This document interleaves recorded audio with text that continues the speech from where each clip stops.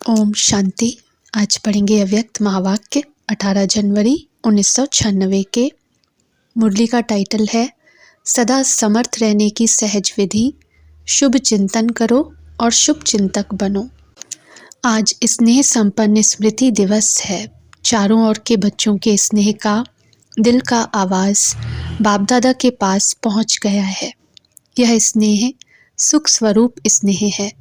बाप दादा इस दिवस को स्मृति दिवस के साथ साथ समर्थी दिवस कहते हैं, क्योंकि ब्रह्मा बाप ने अपने साकार स्वरूप में सर्व कार्य करने की समर्थियाँ अर्थात शक्तियाँ साकार रूप में बच्चों को अर्पण किया।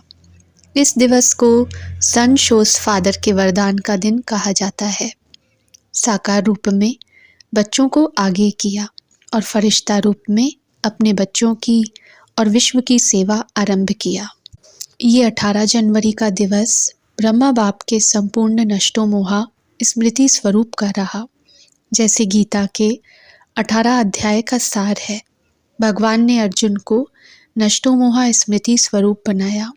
तो ये 18 का यादगार है कि ब्रह्मा बाप कितना ही बच्चों के प्रति अति स्नेही रहे।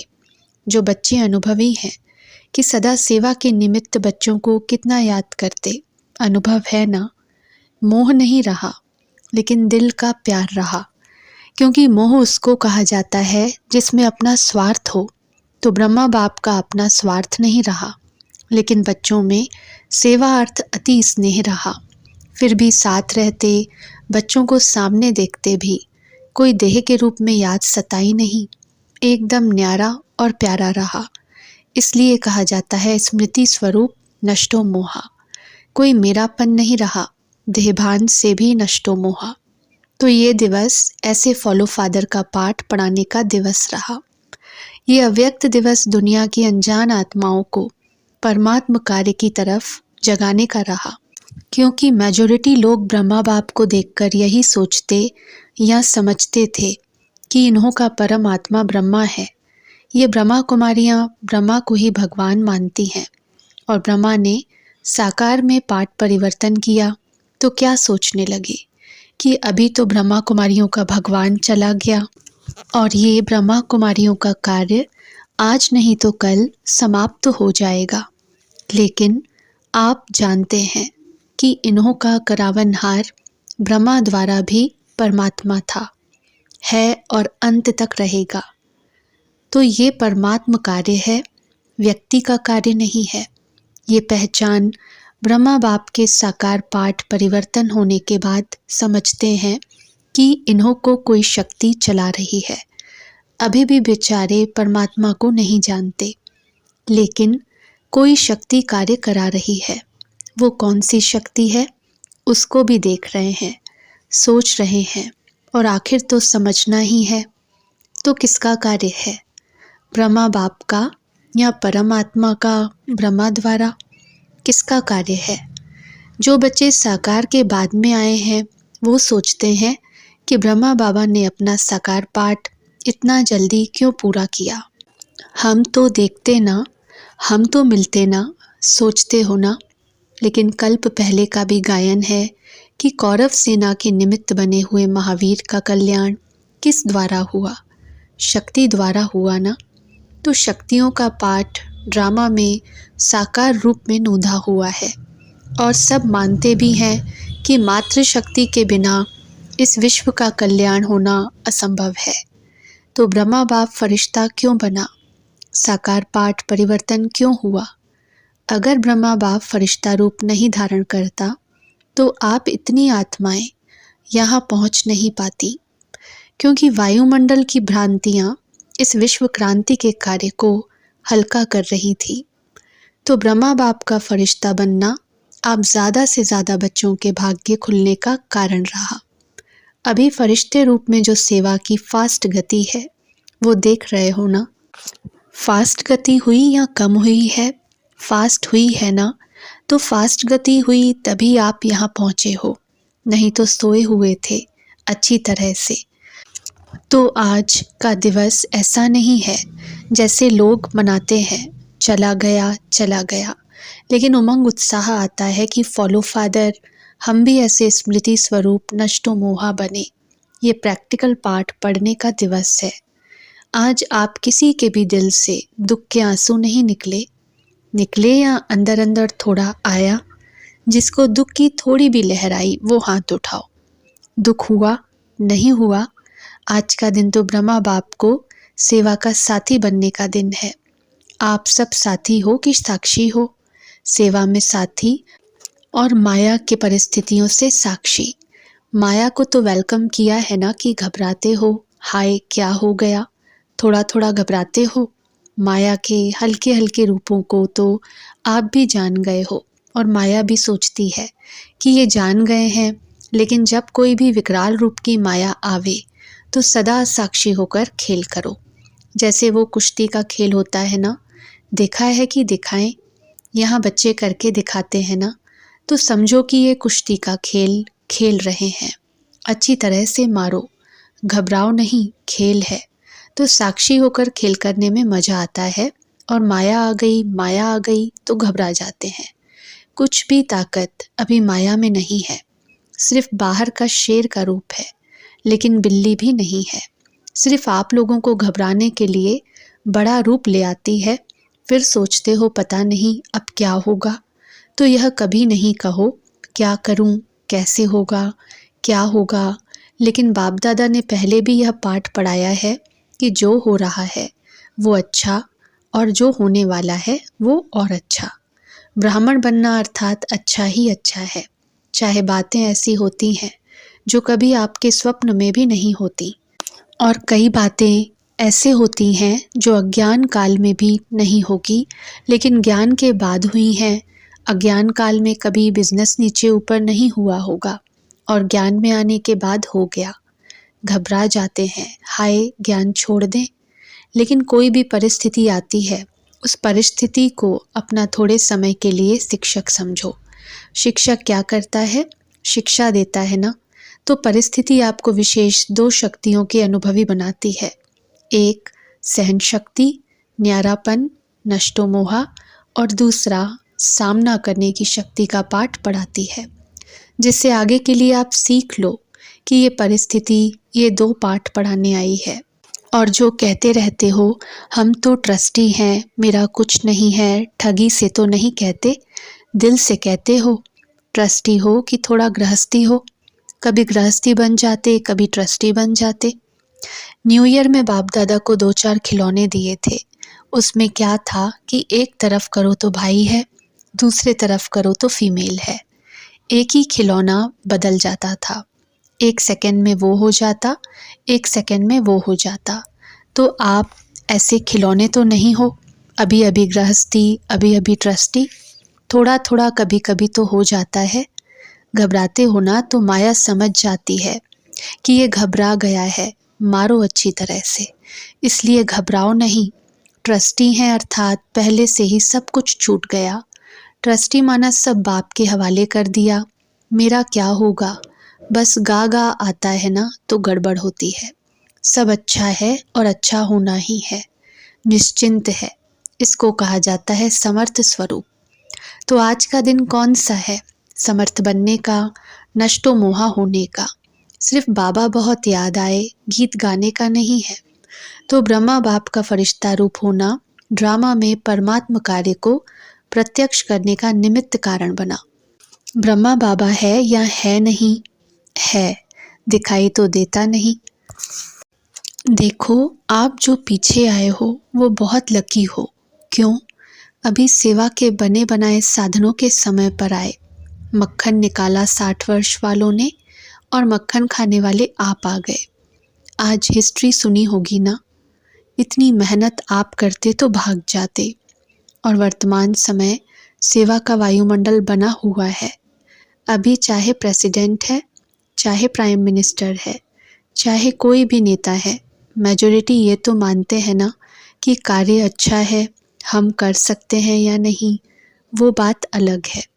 हर एक का पार्ट अपना है, लेकिन अच्छा कार्य है और ये कार्य और आगे बढ़ना चाहिए, ये तो कहते हैं ना। पहले क्या कहते थे कि ब्रह्मा कुमारियों की शक्ल भी नहीं देखना। अगर शुरू में निमंत्रण देने जाते भी थे ना, तो दरवाज़ा बंद कर देते थे। तो आप तो अच्छे टाइम पर आए हो ना। सेवा का चांस बहुत है, जितनी सेवा करने चाहो उतनी कर सकते हो। अभी सभी समझते हैं कि साकार बाबा के बाद भी ब्रह्मा कुमारियों ने सिल्वर जुबली भी बना ली, गोल्डन भी मना ली, अभी डायमंड तक पहुंच गए हैं। क्योंकि कोई भी बड़ा गुरु चला जाता है तो गड़बड़ हो जाती है। यहाँ गड़बड़ है क्या? यहाँ तो और ही वृद्धि है, बढ़ता जाता है। तो इससे सिद्ध है कि ये कार्य कराने वाला बाप परमात्मा है, निमित्त माध्यम ब्रह्मा बाप है, अभी भी माध्यम ब्रह्मा बाप है। ये पार्ट अलग चीज़ है, लेकिन माध्यम ड्रामा में पहले साकार ब्रह्मा रहा और अभी फरिश्ता रूप में ब्रह्मा है। ब्रह्मा को पिता कहेंगे, रचता तो ब्रह्मा है ना। ये तो पार्ट बीच बीच में बच्चों की पालना करने के लिए निमित्त है, बाकी रचता ब्रह्मा है और रचना के कार्य में अभी भी अंत तक ब्रह्मा का ही पार्ट है। तो आज सारे दिन में किसके पास माया आई? कोई पोतरा धोतरा याद नहीं आया। तो सदा ऐसे समर्थ रहो और इसकी सबसे सहज विधि है 2 शब्द याद रखो। 2 शब्द याद रह सकते हैं ना? सारी मुरली भूल जाए, लेकिन 2 शब्द याद रखो और प्रैक्टिकल में करते चलो। वो 2 शब्द जानते भी हो, कोई नई बात नहीं है। एक है शुभ चिंतन, नेगेटिव को भी पॉजिटिव करो। इसको कहते हैं शुभ चिंतन। नेगेटिव पॉजिटिव हो सकता है और बदल सकते हो, सिर्फ चेक करो कि कर्म करते भी शुभ चिंतन चला। और दूसरा, सभी के प्रति शुभ चिंतक। तो शुभ चिंतन और शुभ चिंतक दोनों का संबंध है। अगर शुभ चिंतन नहीं है तो शुभ चिंतक भी नहीं बन सकते। इसलिए इन 2 बातों का अटेंशन रखना। समझा? क्या करेंगे? यही नहीं भूल जाना, क्योंकि अभी देखा गया है कि बहुत ऐसी समस्याएं हैं, लोग हैं जो आपके वाणी से नहीं समझते, लेकिन शुभ चिंतक बन शुभ वाइब्रेशन दो तो बदल जाते हैं। और एक बात से मुक्त भी होना है। इस ब्राह्मण जीवन में मुक्त होने वाले हो ना। मुक्त होने की 9 बातें बता दी। अगर इन 9 बातों से मुक्त हो गए तो 9 रत्न बन सकते हैं। तो आज बाप दादा एक बात की स्मृति दिला रहे हैं, कभी भी कोई भी शारीरिक बीमारी हो, मन का तूफान हो, तन में हलचल हो, प्रवृत्ति में हलचल हो, सेवा में भी हलचल होती है, तो किसी भी प्रकार के हलचल में दिल शिकस्त कभी नहीं होना। बड़ी दिल वाले बनो। बाप की दिल कितनी है, छोटी है क्या? बाप बड़ी दिल वाले हैं और बच्चे छोटी दिल कर देते हैं। बीमार हो गए तो रोना शुरू कर देंगे। दर्द हो गया, दर्द हो गया। तो दिल शिकस्त होना दवाई है। बीमारी चली जाएगी कि बढ़ेगी? जब हिसाब किताब आ गया, दर्द आ गया, तो हिसाब किताब आ गया ना। लेकिन दिल शिकस्त से बीमारी को बढ़ा देते हो। इसलिए हिम्मत वाले बनो तो बाप भी मददगार बनेंगे। ऐसे नहीं रो रहे हैं, हाय क्या करूं, क्या करूं, और फिर सोचो कि बाबा की तो मदद है ही नहीं। मदद उसको मिलती है जो हिम्मत रखते हैं। पहले बच्चे की हिम्मत, फिर बाप की मदद है। तो हिम्मत तो हार ली और सोचने लगते हो कि बाप की मदद तो मिली नहीं, बाबा भी टाइम पर तो करता ही नहीं है। तो आधे अक्षर याद नहीं करो, बाबा मददगार है लेकिन किसका? तो आधा भूल जाते हो और आधा याद करते हो कि बाबा भी पता नहीं महारथियों को ही करता है, हमको तो करता ही नहीं है, हमको तो देता ही नहीं है। पहले आप, महारथी पीछे। लेकिन दिल शिकस्त नहीं बनो। और मन में अगर कोई उलझन आ भी जाती है तो ऐसे समय पर निर्णय शक्ति चाहिए। और निर्णय शक्ति तब आ सकती है जब आपका मन बाप की तरफ होगा। अगर अपने उलझन में होंगे तो हाँ ना इसी उलझन में रह जाएंगे। इसलिए मन से भी दिल शिकस्त नहीं बनो। और धन भी नीचे ऊपर होता है जब करोड़पतियों का ही नीचे ऊपर होता है। तो आप लोग उसके आगे क्या हो? वो तो होना ही है।